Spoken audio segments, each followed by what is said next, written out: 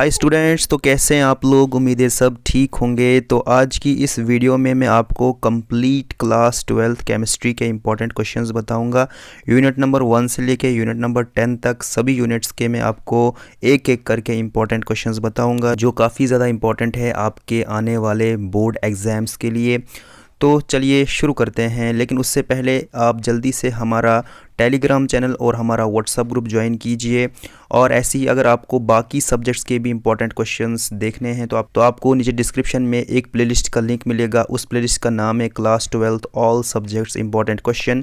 उस पर क्लिक करके आप बाकी सब्जेक्ट्स के भी इंपॉर्टेंट क्वेश्चंस वहां से चेक कर सकते हैं। तो चलिए शुरू करते हैं इस वीडियो को। तो जैसे कि आप जानते ही हैं कि सॉल्यूशंस का यूनिट पहले 5 मार्क्स का हुआ करता था, अब ये 7 मार्क्स का है। तो इसके इंपॉर्टेंट क्वेश्चंस कौन कौन से हैं, कौन कौन से क्वेश्चंस पे आपने ज़्यादा फोकस करना है, वही मैं आपको इस वीडियो में बताऊंगा। तो ऐसे ही इंपॉर्टेंट क्वेश्चंस के लिए आप इस चैनल को सब्सक्राइब करके रख लीजिए और इस वीडियो को आप अपने दोस्तों के साथ शेयर कीजिए और इस चैनल को सपोर्ट कीजिए। तो सबसे पहले जो आपने इस यूनिट से क्वेश्चन करना है वो आपने करना है कॉलिगेटिव प्रॉपर्टीज़।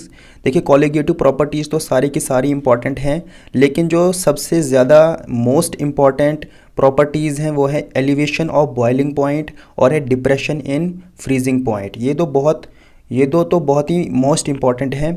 इसके अलावा molecular mass of non volatile solute ये भी आता है, लेकिन ये मैंने इंपॉर्टेंट रखा है। तो लेकिन जो मोस्ट इम्पॉर्टेंट है वो है एलिवेशन ऑफ बॉइलिंग पॉइंट और है डिप्रेशन इन फ्रीजिंग पॉइंट। उसके बाद हम आगे बढ़ते हैं। तो आप देख सकते हैं जो टाइप्स ऑफ सॉल्यूशन है वो भी कभी कभार सॉल्यूशन चैप्टर से आते हैं, जैसे मोलरिटी और मोलरिटी। ये तो बहुत ही मोस्ट इम्पॉर्टेंट 2 टॉपिक हैं, ये आते ही आते रहते हैं। इसके अलावा जो आपने पढ़ना है वो है ideal and non ideal solutions, mole fraction, normality, parts पर मिलियन। मोल फ्रैक्शन, मोलरिटी और मोलरिटी तो बहुत ज़्यादा इंपॉर्टेंट है, ठीक है, ये आपको हर हाल में करने ही करने हैं। इसके अलावा आप जो मैंने इंपॉर्टेंट दे रखे हैं वो है ideal and non ideal solution, normality और पार्ट्स पर मिलियन, इनको भी आप कर लेना। लेकिन जिनको मैंने मोस्ट इंपॉर्टेंट दे रखा है ये आपने बहुत ही अच्छे तरीके से करने हैं, इन पर ज़्यादा फोकस रखना है। उसके बाद जो अगला क्वेश्चन है इस यूनिट से जो इंपॉर्टेंट है वो है राउल्ट्स लॉ। ये तो बहुत ही इंपॉर्टेंट क्वेश्चन है, मोस्ट इंपॉर्टेंट क्वेश्चन मैंने इसको रखा हुआ है कि ये भी आता रहता है। तो इसमें आपको करना है स्टेटमेंट उसका और explain it in case of volatile solute, ठीक है। उसके बाद जो क्वेश्चन मैंने रखा है इंपॉर्टेंट वो है एबनॉर्मल मॉलिक्यूलर मास। ये भी इंपॉर्टेंट क्वेश्चन है, ये मैंने मोस्ट इंपॉर्टेंट वाली कैटेगरी में नहीं रखा है, लेकिन इंपॉर्टेंट है, ये भी आता रहता है। उसके बाद है अगला क्वेश्चन वो है ऑस्मोटिक प्रेशर। इसकी आपने डेफिनेशन करनी है और करना है how it help us to calculate molecular mass of a non volatile solute. तो ये भी इंपॉर्टेंट क्वेश्चन है। तो जिन क्वेश्चंस को मैंने मोस्ट इंपॉर्टेंट मार्क करके रखा हुआ है इनको आपने बहुत अच्छे से करना है, और जिनको मैंने इंपॉर्टेंट दे रखा है ये भी आपने करने हैं, ठीक है। तो अगर हम इलेक्ट्रोकेमिस्ट्री की बात करें तो यहाँ से आपको जो इंपॉर्टेंट क्वेश्चंस करने हैं, जो इंपॉर्टेंट क्वेश्चंस यहाँ से आते हैं वो है, सबसे पहले आपने करना है यहाँ से conductivity, equivalent conductivity, molar conductivity. इनमें से कोई ना कोई डेफिनेशन जो है आती रहती है, तो इन डेफिनेशंस को आप कीजिएगा, ठीक है। उसके बाद आपने यहाँ से करना है how is molar conductivity related to concentration of an electrolyte. उसके बाद आपने करना है based on conductivity values how will you explain a weak and strong electrolyte. उसके बाद आपने करना है Kohlrausch law and its applications. ये तो बहुत ज़्यादा इंपॉर्टेंट क्वेश्चन है, इसको आप छोड़िएगा नहीं, बहुत इंपॉर्टेंट क्वेश्चन है। उसके बाद आपने करना है state and explain Faraday's law of electrolysis. ये भी काफ़ी ज़्यादा इंपॉर्टेंट क्वेश्चन है, ये भी आता रहता है। उसके बाद डिफाइन सेल कांस्टेंट। उसके बाद what are fuel cells, describe giving diagram the working of H2O2 fuel cell along with the reactions taking place it. तो ये क्वेश्चन भी आया हुआ है, ये जेके बोस ने पूछा हुआ है क्वेश्चन, तो इसको भी आप कर ही लेना। उसके बाद construction and working of galvanic cell, ये भी आता रहता है। उसके बाद है व्हाट आर इलेक्ट्रोकेमिकल सेल्स, ये भी आप कर लेना। What are primary and secondary cells, ये भी आप कर लेना। Explain the working of lead storage cell. उसके बाद आपने करना है व्हाट इज़ नर्निस्ट इक्वेशन, ये भी इंपॉर्टेंट क्वेश्चन है। उसके बाद आपने करना है explain electrochemical theory of rusting. उसके बाद आपने करना है what is corrosion, various factors affecting corrosion और how can it be prevented, ठीक है। क्रोजन की डेफिनेशन भी करनी है और वेरियस फैक्टर्स जो क्रोजन को इफेक्ट करते हैं वो आपने बताने हैं और हम इसको कैसे बचा सकते हैं ये भी आपने करना है। तो अब हम बात करते हैं अगले यूनिट की, यूनिट नंबर 3 की, जिसका नाम है केमिकल काइनेटिक्स। तो यहाँ से जो इंपॉर्टेंट क्वेश्चंस बनते हैं तो आपने यहाँ से करना है derive integrated rate equation for first order reaction. उसके बाद आपने करना है define rate of reaction and rate constant, define order of reaction, define an expression for the rate constant in the zero order reaction. ये सारे के सारे question जो भी मैंने अभी तक आपको बताए ये आए हुए क्वेश्चन हैं और ये आते रहते हैं, तो इन सभी को आपने अच्छे से करना है। उसके बाद आपने करना है name 3 methods to determine order of reaction, explain any one of them. उसके बाद आपने करना है difference between molecularity and order of reaction. उसके बाद आपने करना है what is half life period, derive it in case of first order reaction. उसके बाद आपने करना है explain the effect of temperature on rate of reaction. उसके बाद आपने करना है व्हाट इज़ एक्टिवेशन एनर्जी, और उसके बाद आपने करना है what is Arrhenius equation, discuss its importance. तो ये थे वो सारे के सारे इंपॉर्टेंट क्वेश्चंस जो इलेक्ट्रोकेमिस्ट्री और केमिकल काइनेटिक्स से बनते हैं। इन सभी इंपॉर्टेंट क्वेश्चंस को आपने तैयार करना है। यही क्वेश्चंस जेके बोस हमेशा पूछता रहता है, तो इन क्वेश्चंस को आपने अच्छे से तैयार करना है। यूनिट नंबर 4 की जो यहाँ से इंपॉर्टेंट क्वेश्चंस बनते हैं, तो सबसे पहले आपको यहाँ से करना है formation of complexes by D block elements. उसके बाद आपने करना है oxidation state of D block elements. उसके बाद आपने करना है why are transition metals called D block elements. उसके बाद आपने करना है K2Cr2O7, इसके आपने ऑक्सीडाइजिंग प्रॉपर्टीज़ करनी है। Explain oxidation state of actinoids. उसके बाद आपने करना है एक्सप्लेन इंटरस्टिशनल कंपाउंड्स। उसके बाद आपने करना है लेंथोनाइट कॉन्ट्रैक्शन क्या है, उसके कॉजेज, उसके कॉन्सिक्वेंसेस, और आपने करना है what are inter transition elements, इनकी इलेक्ट्रॉनिक कॉन्फ़िगरेशन भी आपने करनी है। एक्टिनाइड्स और लेंथोनाइड्स का कंपैरिजन भी आपने करना है। उसके बाद आपने करना है why do transition metals exhibit variable oxidation states and do form coloured compounds. उसके बाद आपने करना है properties of transition elements with reference to 3D transition series. उसके बाद आपने करना है KMnO4, इसकी आपने प्रेपरेशन करनी है और ऑक्सीडाइजिंग प्रॉपर्टीज़ भी करनी है। उसके बाद आपने करना है oxidising state of 3D transition series element along with the paramagnetic behaviour of ions metals of this series.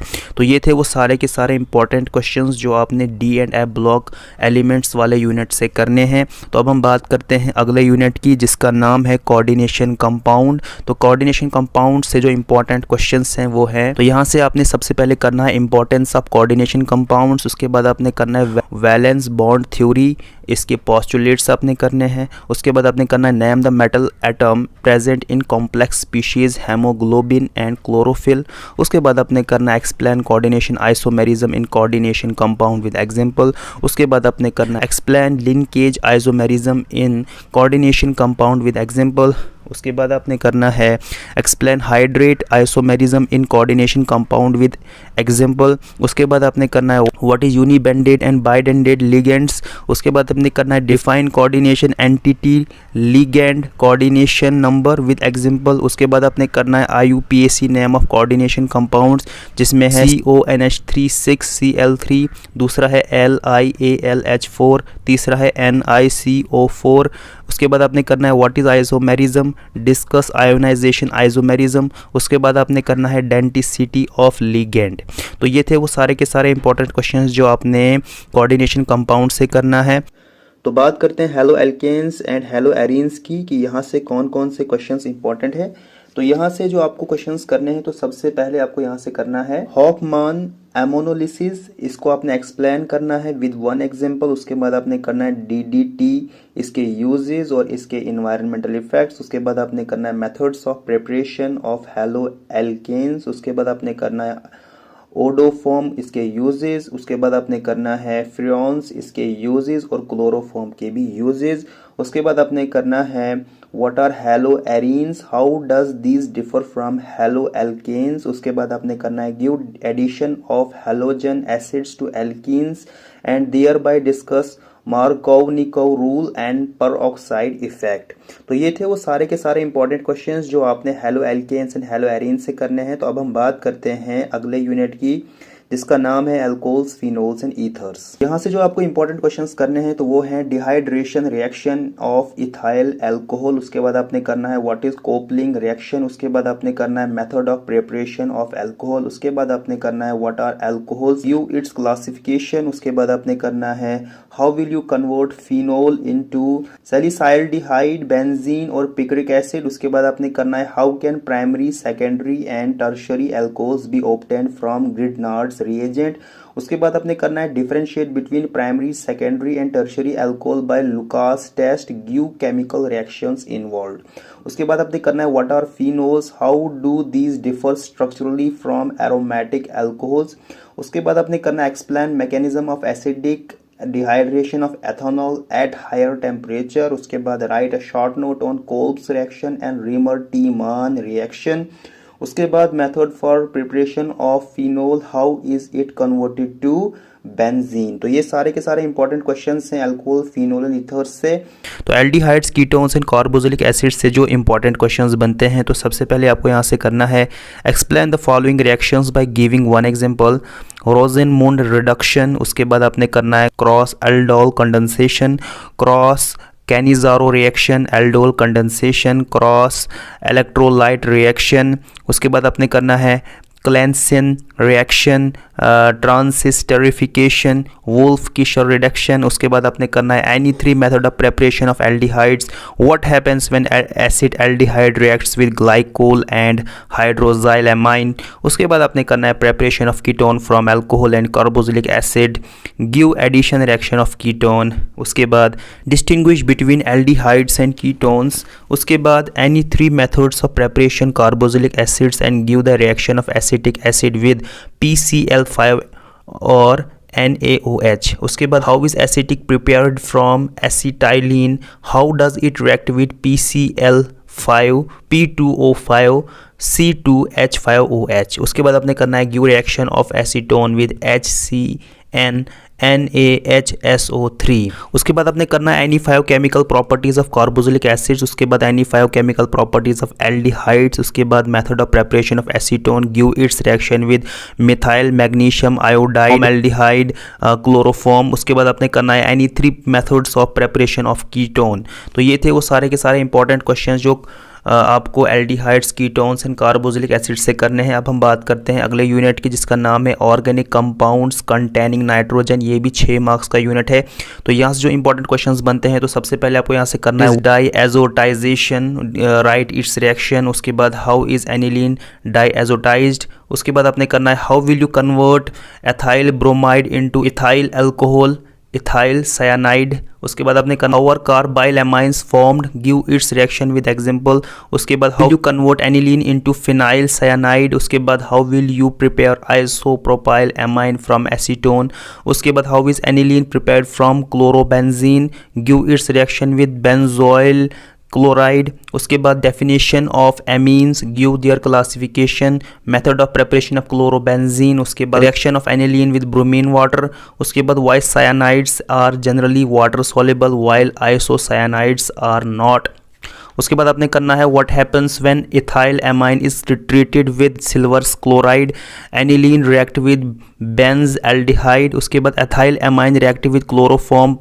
in presence of alcoholic KOH, उसके बाद why aniline is weaker base than ethyl amine, उसके बाद why ethyl amine are soluble in water while aniline is not, उसके बाद why amines are basic, उसके बाद why aromaticity primary amines cannot be prepared by Jabril pethalimide reaction, उसके बाद आपने करना है give one point of difference between aniline and benzyl amine, उसके बाद आपने करना carry out the conversion of ethanoic acid into methamine, उसके बाद डेफिनेशन ऑफ डाईएजोनियम सॉल्ट, उसके बाद definition of complex ion and double salt, how does complex ion differ from a double salt, उसके बाद आपने करना है reaction of ethyl amine with Grignard reagent और कार्बन डाइसल्फाइड। तो ये थे वो सारे के सारे इंपॉर्टेंट क्वेश्चंस जो आपने ऑर्गेनिक कंपाउंड्स कंटेनिंग नाइट्रोजन वाले यूनिट से करने हैं। तो अब हम बात करते हैं अगले यूनिट की जिसका नाम है बायोमोलिक्यूल्स। तो यहाँ से जो इंपॉर्टेंट क्वेश्चंस बनते हैं, तो सबसे पहले आपको यहाँ से करना है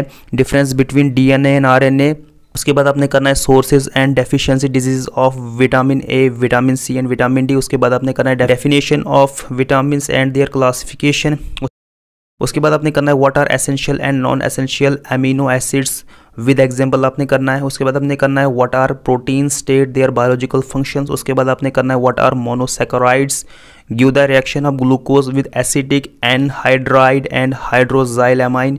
उसके बाद आपने करना है एक्सप्लेन पेप्टाइड बॉन्ड और एक्सप्लेन डिनेचुरेशन एंड प्रोटीन्स। उसके बाद आपने करना है what are nucleic acids, how are these classified. उसके बाद आपने करना है Ni3 chemical properties of glucose. उसके बाद आपने करना है define carbohydrates, how are they classified.